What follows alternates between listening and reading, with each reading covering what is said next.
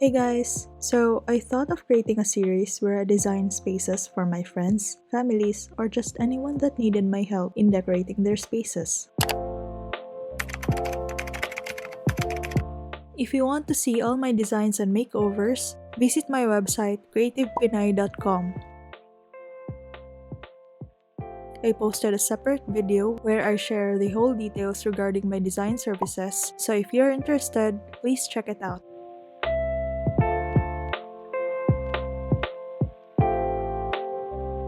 For the first episode, I'll be showing you the design that I did for my college friend in her studio unit. My friend, let's call her by the name Charlene, reached out and asked for help in her studio.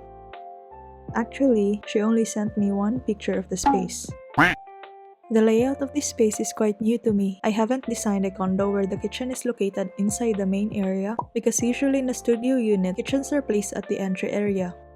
Like this one, where the kitchen is situated at the walkway. Charlene sent me a bunch of inspo, which is really great.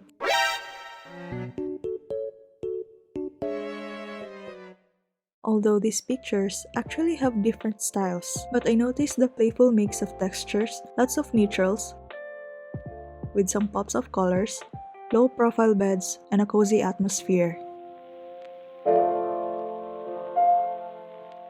So for her space, I wanted to include a desk or a vanity area, a full-size low-profile bed, a sofa bed, and a dining table.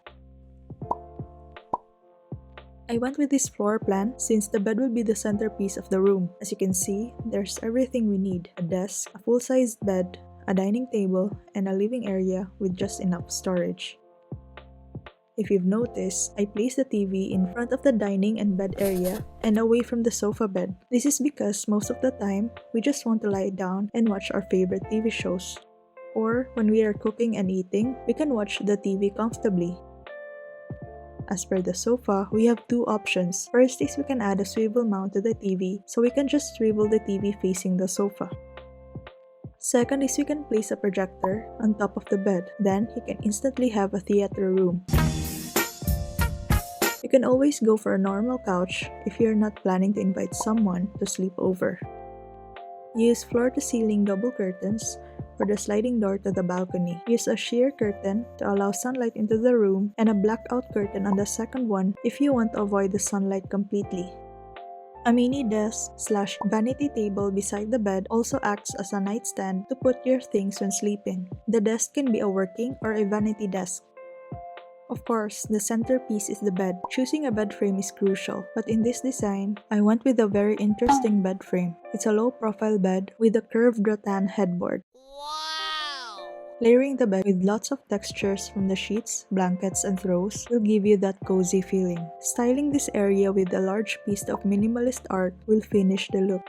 To create ambience at night, add a floor lamp beside the bed and the dining table. Go for a floor lamp instead of a desk lamp to save floor space.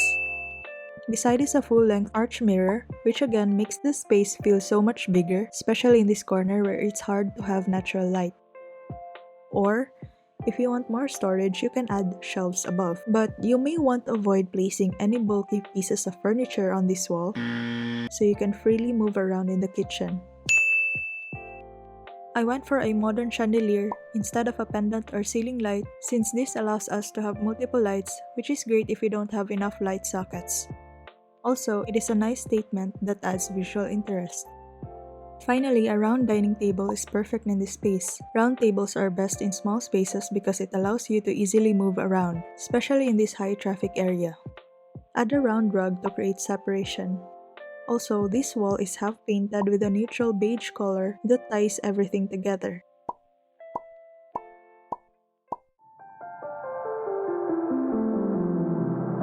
As you can see, I played with different textures and materials. There are natural woods, metals, brass, leather, and fabrics. Everything goes well together because we are following the same color palette.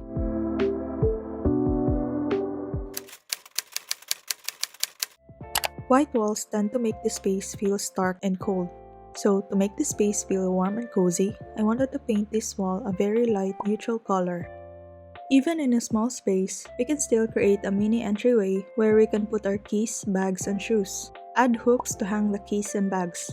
I intended to have the closet near the entryway as it acts as a partition between the entry and the main area. Since the entry area is so small, we can store the shoes inside the closet.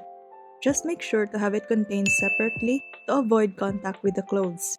Or you can add a shoe shelf beside the closet. Or instead of hooks, you can also add a narrow shoe cabinet like this one. Make sure it does not get in the way when opening the door. Then add baskets and trays where you can store your keys. When choosing a closet, it's easy to just choose a large 3 to 4 door cabinet to store all your belongings. Oh no! But if you have a studio apartment, this large bulky piece of furniture feels so heavy and takes so much space. So what I suggest is to choose a 2-door cabinet and then add another piece of furniture where it can be an extension of your wardrobe. For example, this tall cabinet is where you put your clothes in hangers.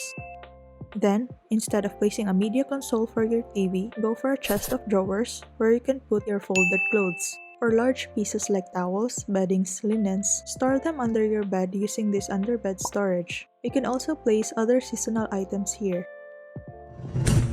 So what we did is we're spreading pieces throughout this space and not just on one large cabinet. You won't even notice that there's something in there. Lastly, make sure to avoid any dark-colored furniture for large pieces like this closet.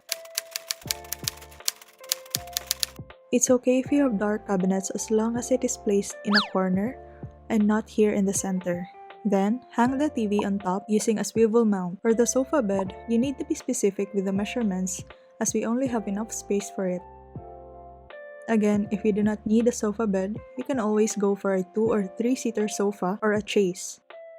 Then, add a narrow piece of furniture beside the sofa. Instead of a side table, it's better to have another storage where you can store other miscellaneous stuff. It can be a narrow bookshelf, but I prefer this shoe cabinet, which by the way can also be used differently and not just for shoes. I like this because you can easily open it from the top,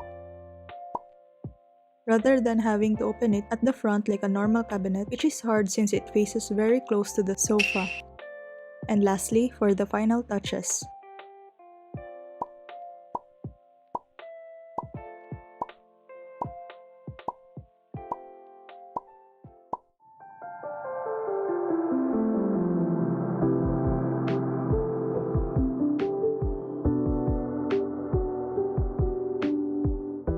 Honestly, the space was challenging to design, but I had fun and I love the whole vibe of this space. I love how we can use a piece of furniture as a statement piece. It creates character and adds interest. Let me know what you guys think. If you like this video, give this a thumbs up and subscribe to the channel. Thank you so much for watching and I'll see you on my next one.